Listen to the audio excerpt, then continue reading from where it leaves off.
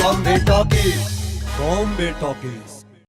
नमस्कार दोस्तों, एक बार फिर से तहे दिल से स्वागत करते हैं आपके बॉम्बे टॉकीज में, जहां हम आपके लिए पेश करते हैं सिनेमा जगत की कुछ बातें, मधुर गीत और खबरें भी।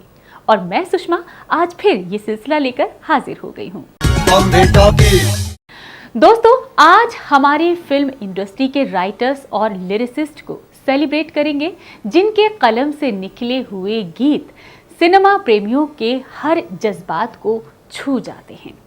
शुरुआत करते हैं गुलजार साहब से।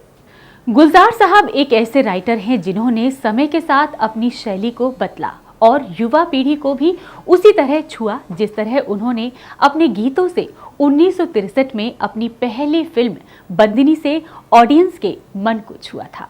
गुलजार साहब एक वर्सेटाइल राइटर हैं।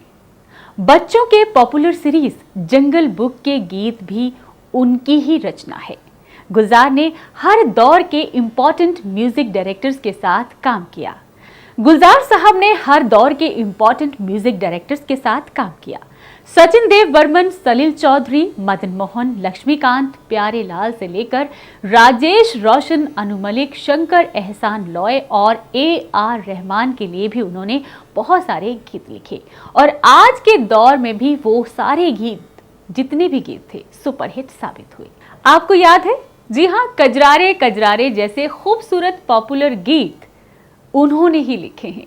ओमकारा फिल्म का आइटम सॉन्ग बीड़ी जलाइले, बंटी और बबली का चुप चुप के, या फिर फिल्म कमीने का वो वाला चार्ट बस्टिंग नंबर ढन टना, जो कि यंग लोगों में यानी कि यूथ में एक पॉपुलर नंबर है। गुलजार साहब के पॉपुलर गीत अभी भी लोगों की जुबान पर है। दिल तो बच्चा है जी, फ्रॉम द मूवी इश्किया, और एक और फिल्म जब तक है जहां, उसके भी गीत उन्होंने ही लिखे।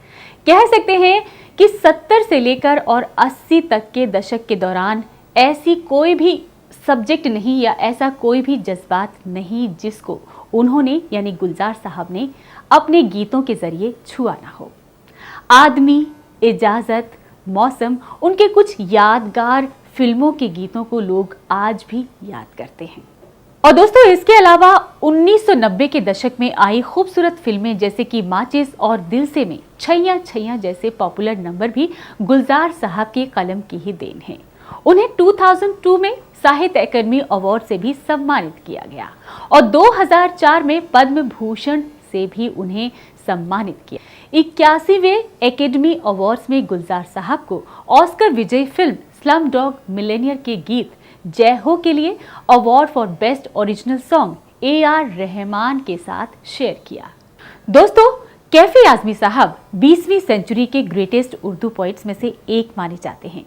ज्यादातर उर्दू पोइट्स की तरह उन्होंने भी गजलों से अपने करियर की शुरुआत की। आपको पता है, कैफी आजमी ने महज 11 साल की उम्र में अपनी पहली गजल लिखी थी। दोस्तों, 1942 में जब भारत छोड़ो आंदोलन चल रहा था, तब नौजवान कैफी आजमी ने अपने पर्शियन और उर्दू की पढ़ाई छोड़कर कम्युनिस्ट पार्टी को यानी कम्युनिस्ट पार्टी ऑफ इंडिया के मेंबर बन गए थे।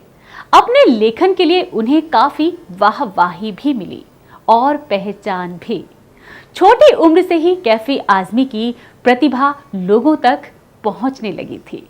शुरुआती दौर में उनकी नज़्में इश्क और मोहब्बत के जज्बातों के इर्द गिर्द ही घूमती थी, मगर कम्युनिस्ट पार्टी ऑफ इंडिया और प्रोग्रेसिव राइटर्स मूवमेंट का हिस्सा बनने के बाद उनके लिखने का जो अंदाज था, उसमें थोड़ा बदलाव आया। उनकी पोएट्री में सामाजिक मुद्दों की झलक भी देखने को मिलने लगी। सिनेमा में उनका कंट्रीब्यूशन शुरू हुआ फिल्म बुज़दिल से, जो कि 1952 में आई थी। उन्होंने एक गीतकार और राइटर की हैसियत से सिनेमा में कंट्रीब्यूट किया। उनकी शुरुआती दौर की फिल्में हैं यहूदी की बेटी, परवीन, मिस पंजाब मेल, ईद का चांद, जो कि सभी फिल्में 1956 से लेकर 1958 के बीच रिलीज हुई थी।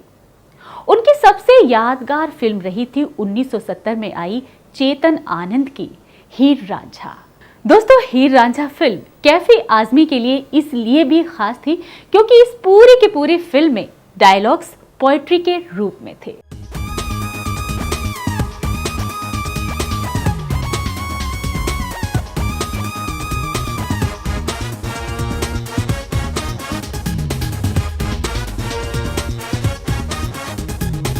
Welcome back after a musical break. और दोस्तों, ब्रेक में जाने से पहले हम बात कर रहे थे कैफी साहब की। जी हाँ, कैफी आजमी की। इन्होंने कई बेहतरीन फिल्मों में डायलॉग्स और गीत भी लिखे। गरम हवा, श्याम बेनेगल की मंथन के साथ साथ उन्होंने अनुपमा, इसके अलावा 7 हिंदुस्तानी, बावर्ची, और बात करें पाकीज़ा की, अर्थ की, रजिया सुल्तान की, 1967 में फिल्म नौनिहाल का मशहूर गीत मेरी आवाज सुनो, प्यार का राज सुनो, कैफी आजमी की ही कलम की देन है। दोस्तों, कैफी आजमी के कलम से लिखे हुए बहुत सारी ऐसी फिल्में हैं, यानी कह सकते हैं कि अनगिनत फिल्मों को अपनी कलम से सजाने के बावजूद भी कैफी आजमी साहब को गुरुदत्त के कागज के फूल इस फिल्म के लिए हमेशा याद किया जाता है। हिंदी सिनेमा के पॉपुलर गीतकार, राइटर और उर्दू गीतकार यानी कि पद्मश्री साहिर लुधियानवी जी, जिन्होंने हमें कई यादगार नगमे दिए। फिल्म संगीत का इतिहास साहिर लुधियानवी के बिना हो ही नहीं सकता, यानी कि वो उनके बिना अधूरा है। साहिर लुधियानवी का जन्म तो हुआ था लुधियाना के एक रईस मुस्लिम परिवार में, लेकिन अब्दुल हई को छोटी सी उम्र में तब बेइंतहा मुश्किलों का सामना करना पड़ा जब उनके ही माता पिता के संबंधों में खटास आ गई। साहिर लुधियानवी को काफी अस्थिरता और गरीबी का सामना करना पड़ा। शायद यही दर्द और गहराई उनके लेखन में छलकती है। कॉलेज में आते आते उनके लेखन में निखार आता गया और शायद हमारे लुधियाना वासी दर्शक जानते हों कि साहिर लुधियानवी सतीश चंद्र धवन कॉलेज के स्टूडेंट थे।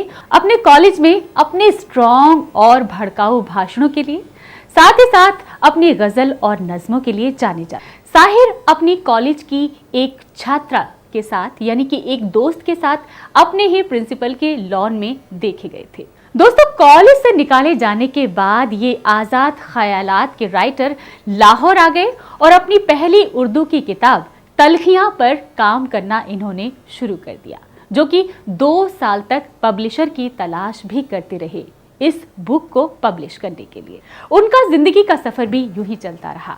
लाहौर से दिल्ली और दिल्ली से जब वो मुंबई आ गए तो उन्होंने हिंदी सिनेमा में उन्होंने अपने करियर की शुरुआत करी फिल्म आजादी की राह पर से 1949 में।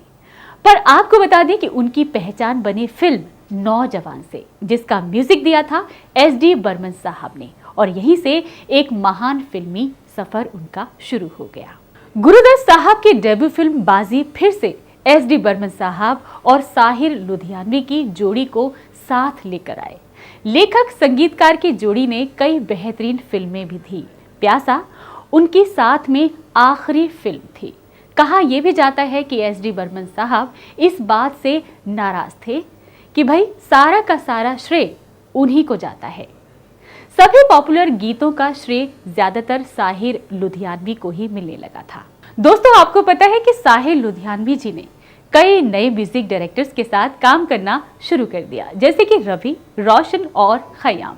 इनके जैसे कंपोजर्स के साथ भी इन्होंने कई यादगार नगमे दिए। आपको बता दें कि मरते दम तक BR चोपड़ा के भी ये फेवरेट गीतकार रहे हैं।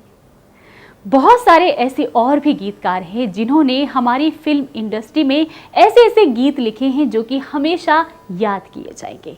इसी तरह से हम आपके लिए खूबसूरत गीतों की बहार भी लेकर आते रहेंगे इसी कार्यक्रम के।